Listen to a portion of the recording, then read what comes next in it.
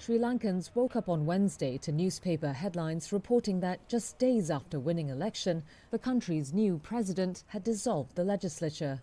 That means a snap parliamentary election will happen November 14th. This is just another massive expenditure, this man says, while this man thinks it's a good move to start afresh. What does President Anura Kumara Dissanayake hope to accomplish with a fresh parliament, and what are the risks for the debt-ridden nation? Dissanayake won Saturday's presidential election with the support of 5.6 million voters, or just over 42%. His nearest rival garnered less than 33% support.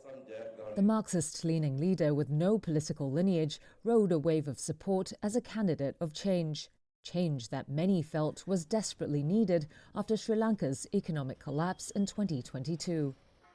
He acknowledged in his inaugural speech on Monday that Sri Lankans have a very negative view of politicians. We have a deep understanding that we have a challenging country. Our politics must be cleaner, he said. We will commit ourselves to that. He's promised to cut taxes and free up revenue for public investment. But to deliver on policy, he needs a parliament that reflects his program, and he's betting a snap election will give him that. The National People's Power Alliance, which includes Dissanayake's JVP party, held just 3 seats in the last parliament.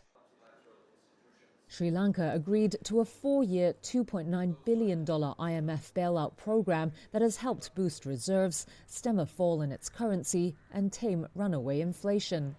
But the bailout came with strings attached, including austerity measures. Angry voters pinned hopes of a better future on their next leader. In his bid for office, Dissanayake said he wanted to revisit the terms of the IMF bailout.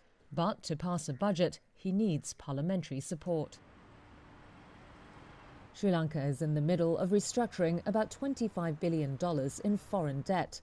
Getting parliamentary backing will strengthen Dissanayake's hands in negotiations with bondholders. Those creditors may be reassured if the new president can clarify his policy.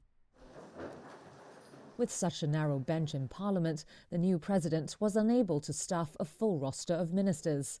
On Tuesday, Dissanayake unveiled his cabinet pick, and it only has 3 members. One is a first-time lawmaker, now Prime Minister, who will handle 5 portfolios. Another veteran legislator is now Foreign Minister and overseeing 5 other ministries. Key ministries such as Finance, Defence and Energy are all run by Dissanayake himself. The snap general election was widely expected as part of Dissanayake's plan to fix many of the issues that have his hands tied.